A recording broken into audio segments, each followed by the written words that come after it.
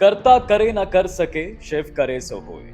तीन लोक नौ खंड में, महाकाल से बड़ा ना कोई। जिनके गले में विष रूपी हार सजता है, जिनका ना आदि है ना अंत है, जो पूरी सृष्टि की रक्षा करते हैं और उसी सृष्टि को अपनी एक नजर से नष्ट करने की क्षमता भी रखते हैं। वही है एकमात्र जिनके पास अमर कथा का ऐसा रहस्य है जो हमको और आपको मृत्यु से मुक्ति दिला सकता है, जो अपने अमरेश्वर रूप में हर जीव को जीवन मृत्यु के चक्र से मुक्त कर उसे अमर बना सकता है। वो है महादेव। उनके इस अमर रूप के दर्शन करके उनसे सुख संपन्नता और मृत्यु के इस प्रोसेस से आजादी लेने के लिए हर साल लाखों लोग एक ऐसी यात्रा करते हैं जो कठिनाइयों से भरी रहती है, जहां का रास्ता कोई आम मंदिर के रास्ते की तरह नहीं होता, बल्कि यहाँ पर भोलेनाथ के दर्शन के लिए भक्तों को गुफाओं का सफर तय करना पड़ता है। जी हाँ, ये गुफा भी कोई साधारण गुफा नहीं है, इसे अमरता की गुफा भी कहा जाता है, यानी कि केव ऑफ इमॉर्टेलिटी। वैसे इस गुफा में ऐसे पक्षी भी रहते हैं जिन्होंने हजारों लाखों साल पहले खुद अपने कानों से महादेव के पवित्र मुख से सुनाई गई अमरता की कथा सुनी। दरअसल हम बात कर रहे हैं एक ऐसी गुफा के बारे में जहां बर्फ का स्वयंभू शिवलिंग बनता है, यानी कि अमरनाथ गुफा।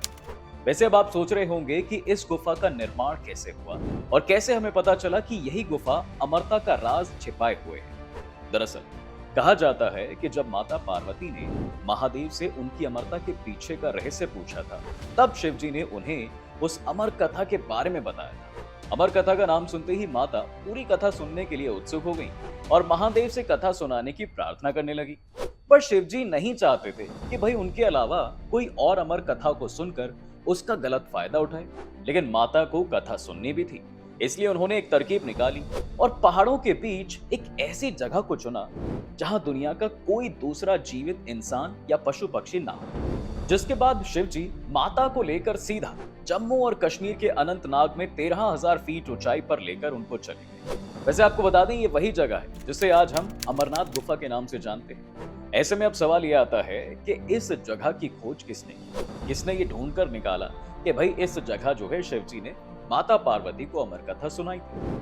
असल में ऐसा माना जाता है कि इस जगह को सबसे पहले एक मुस्लिम चरवाहे ने ढूंढा था। वैसे तो ये सिर्फ एक लोक प्रचलित कहानी ही है, जिसकी माने तो 1850 में एक चरवाहा अमरनाथ के पहाड़ों में अपनी भेड़ बकरियां चरा रहा था। उसी समय उसे एक साधु मिले जो उसे कोयले से भरी पोटली थमाकर कहने लगे कि इसे जो है अपने साथ घर ले जाओ और इसे तभी खोलना जब तुम घर पहुंचो। चरवाहा कुछ समझ नहीं पाया, लेकिन उसने फिर भी साधु जी की बात मान ली और वो सीधा घर चला। अब जैसे ही वो घर पहुंचा उसने पोटली खोली और वो दंग रह गया। उस पोटली में भरे कोयले के टुकड़े सोने के सिक्के में बदल गए। वो खुशी से पागल हो और भागते हुए फिर से साधु जी को ढूंढने और उनका धन्यवाद करने उसी जगह गया। बहुत ढूंढने पर भी उसे वो साधु जी तो नहीं मिले, लेकिन उसे एक गुफा जरूर दिखी। वो जब उस गुफा के अंदर गया उसने वहां बर्फ से बना शिवलिंग देखा। बस फिर क्या, ये बात पूरे गांव में आग की तरह फैल गई।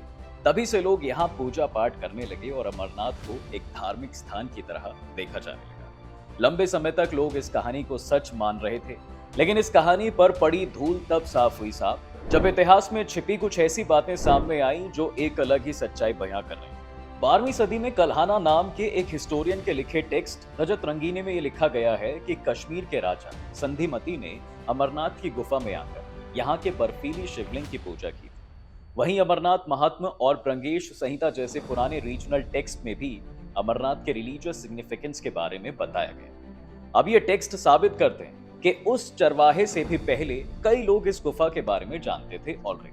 ऐसे कई किताबों और ग्रंथों में अमरनाथ की खूबसूरती को अलग अलग तरीके से बताया गया। आइए अब आपको अमरनाथ गुफा के एक ऐसे गुप्त रास्ते के बारे में बताएंगे जहां से कोई भी लौट कर वापस नहीं आता। अमरनाथ को शिव जी का जागृत स्थान माना जाता है, जिसका मतलब है कि शिव जी वहां पर आज भी स्वयं वास करते हैं।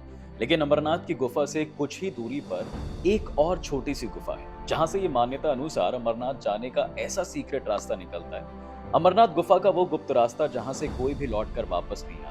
अमरनाथ को शिव जी का जागृत स्थान माना जाता है, जिसका मतलब है कि शिव जी वहां पर स्वयं वास करते हैं। अब सवाल ये उठता है कि आखिर वो कौन सी सीक्रेट गुफा है।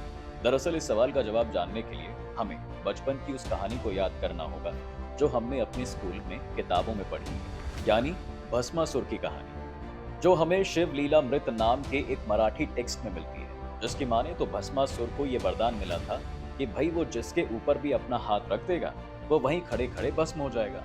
वरदान के साथ साथ उसके अंदर घमंड भी आ गया था। अब इसी घमंड के चलते उसने तबाही मचाना शुरू कर दिया। तब विष्णु जी ने मोहिनी अवतार लेकर उसका वध किया। लेकिन इससे जुड़ी दूसरी कहानी कश्मीर में बहुत प्रचलित है, जो भस्मासुर को शिव खोड़ी गुफा से जोड़ती है। माना जाता है कि विष्णु जी के मोहिनी अवतार में प्रकट होने से पहले भस्मासुर और शिवजी में एक घमासान युद्ध हुआ था, जिसमें शिवजी के लिए उसका वध करना बहुत कठिन हो गया था। तब उन्होंने एक योजना बनाई ताकि महादेव भस्मासुर को चकमा दे सके। इसके लिए उन्होंने पहाड़ों में एक गुफा बनाई और वहां जाकर छिप गए। कहते हैं कि शिव खोड़ी शिवजी की वही बनाई हुई गुफा है और यहाँ पर अमरनाथ गुफा में जाने का एक सीक्रेट रास्ता है, जिससे शिवजी इन दिनों गुफाओं के बीच यात्रा करते हैं। लेकिन इस रास्ते से एक बहुत ही खतरनाक रहस्य जुड़ा हुआ है, जिसके मुताबिक जो भी इस रास्ते पर जाता है कभी लौटकर वापस नहीं आता। लोगों का तो ये भी कहना है कि कई बार उन्होंने कुछ लोगों को गुफा के उस रास्ते पर जाते हुए देखा है, लेकिन कोई भी वहां से वापस लौटकर नहीं आया।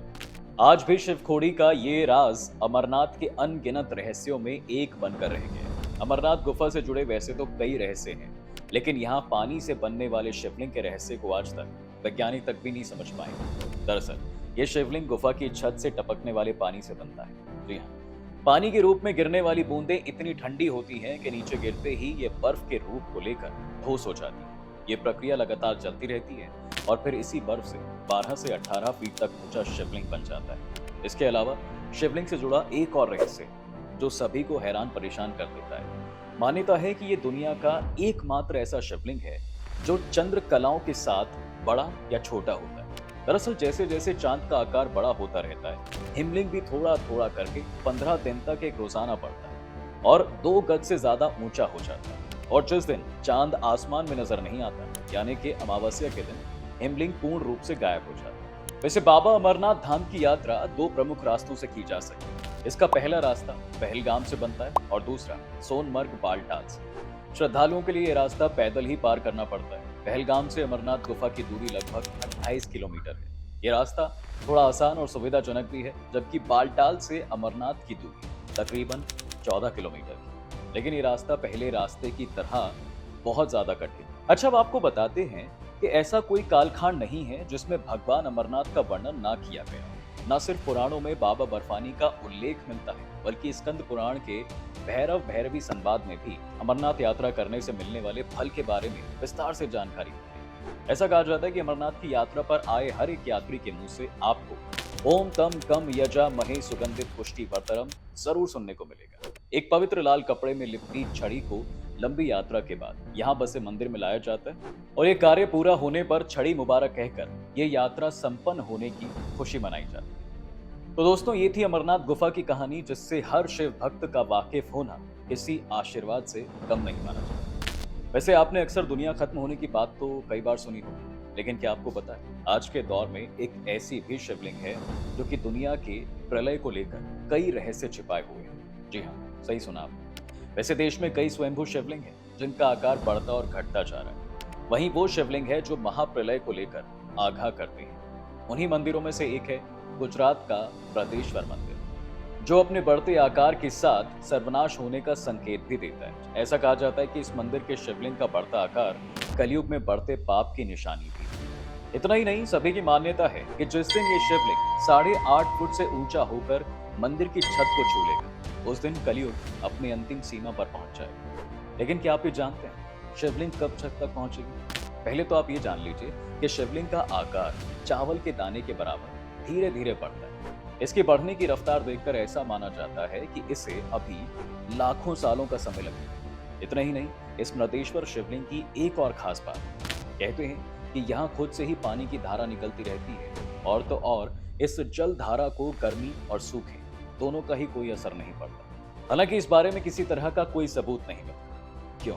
कलयुग के खत्म होने की बात सुनकर डर लगाना, ये बात यही नहीं रुकती। अब आपको चौंकाने वाली एक और बात बताते हैं। दोस्तों, यही इकलौता ऐसा मंदिर नहीं है जो दुनिया खत्म होने की कहानी बयां करता है। कहा जाता है कि उत्तराखंड के पिथौरगढ़ जिले में पाताल भुवनेश्वर गुफा नाम का एक मंदिर भी है, जिसके बारे में पुराणों में भी बताया गया है। मान्यताओं के अनुसार इस गुफा के गर्भ में दुनिया के समाप्त होने का रहस्य छुपा है। पर सोचने वाली बात यह है कि आखिर कैसे? ऐसी मान्यता है, देखिए, कि इस गुफा की खोज सूर्यवंश के राजा और त्रेता युग में अयोध्या पर शासन करने वाले यानी नरेश ऋतुपर्ण ने की थी। उस समय उन्हें यहाँ पर नागों के राजा अधिशेष मिले थे, जिसके बाद अधिशेष ऋतुपर्णा को गुफा के अंदर ले गए, जहां उन्हें देवी देवताओं के साथ साथ शंकर जी के दर्शन करने का भी मौका मिला।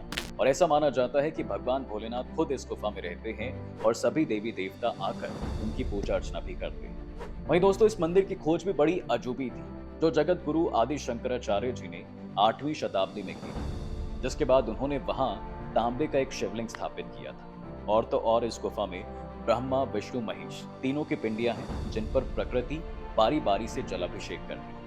यहाँ 4 युगों सतयुग, त्रेता, द्वापर और कलयुग के प्रतीक के रूप में 4 पत्थर स्थापित हैं। वहीं कलयुग का प्रतीक पत्थर सबसे ऊंचा है, जबकि पहले तीनों के जो पत्थर हैं उनमें कोई बदलाव नहीं होता। लेकिन इस गुफा को लेकर कुछ ऐसा कहा जाता है जिसको सुनकर आप दंग रह जाएंगे। कहते हैं कि जिस दिन ये पत्थर छत से लटक रही पिंडी से टकरा जाएगा, उस दिन कलयुग का अंत हो जाएगा और प्रलय आ जाएगा। तो दोस्तों, आज की वीडियो में फिलहाल बस इतना ही।